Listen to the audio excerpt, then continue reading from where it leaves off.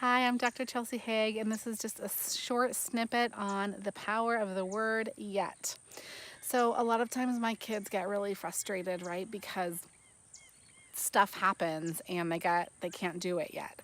Like they can't swim in the deep end, or they don't know how to draw a heart, or they don't know how to do something, or they can't climb to the highest. Like we're on a farm right now, and I don't know if you can see that fence over there, but they like to climb up over that fence, so like they can't climb to the top rung. And when they start to get really frustrated, sometimes they have behaviors, and I just really like to reframe it with yet. So they'll say like, I can't do it, and be really upset. And I like to say, you can't do it yet. And that's a reframe for them. So when I offer that reframe, I'm saying like, you're growing, you're gonna be able to foster these skills, and like presumably you're gonna be able to get to the top rung of that gate, or like you're going to be able to swim all the way out into the deep end, and I believe in you. I know that you can do that, and just because you can't do it yet doesn't mean anything. It just means you can't do it yet. It means that we get to keep trying. We have the opportunity to keep trying, and I'm going to be here with you as you continue to learn and grow. So that's one of the ways that I foster growth mindset. If you follow Carol Dweck's work, we know from that work that we really like, well, not we really like, but something that's really important for kids as they grow is to learn that effort really counts for something, and that struggle is good. It's how you learn.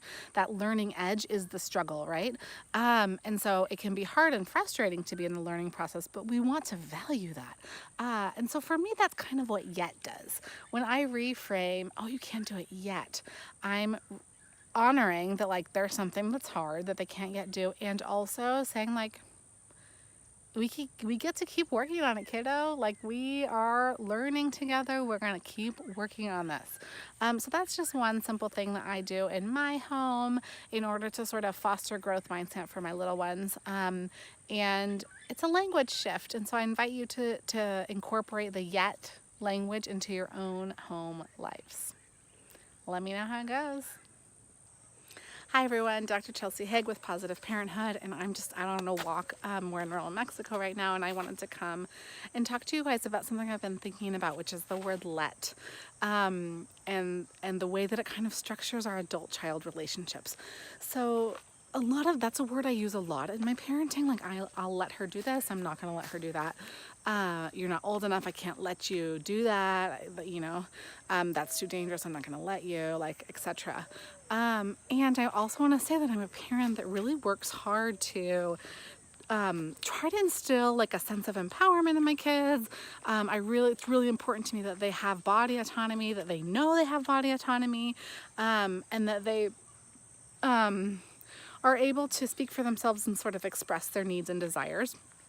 And yet I use pretty constantly the word let, and I hear it all the time. Like when I'm with my friends and their kids, or on a play date, or at the park, I hear a lot of parents using the word let.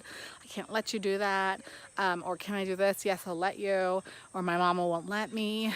And it's interesting, right? Because letting somebody do something implies that the person who's doing the letting maintains the control. Like that's just like what it implies linguistically, and I don't think that's what most of us want. I think most of us want to be able to give some of that power to our children, and yet we're using words that sort of hold us back from that. And I think it also opens up, thinking about like the way those words kind of land, opens us up a way for us to really think about what it's like to be a child again, and to have to ask permission to wear these shoes, or have to ask permission to go into the deep end of the pool, or to have cookies for dinner instead of dessert, or whatever it is. What does it mean to not have that kind of autonomy? And of course, I'm not saying that like children should be able to make all of their decisions themselves. Of course, I wouldn't want that for my own children. I think that our littles are learning, right? But I think it's an interesting construct to think about the power of a word like let, and how we can sort of shift things in the dynamics with our children if we don't use the word let. Like, what does that mean for their autonomy? If we can just say like, okay, that's your choice, and just remove that word from our language. I'm not letting you do that. And it might be that we replace that word with something else, or we just phrase it differently. But I think even in a positive statement, the use of that word really implies a power dynamic, and the child is the one without the power.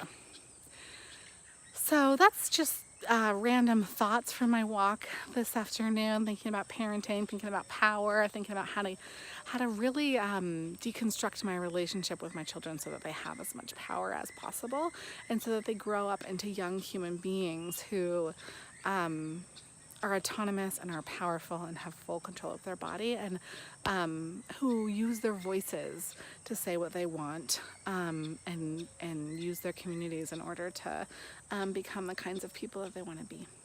So, yeah, deep thoughts on the use of the word let.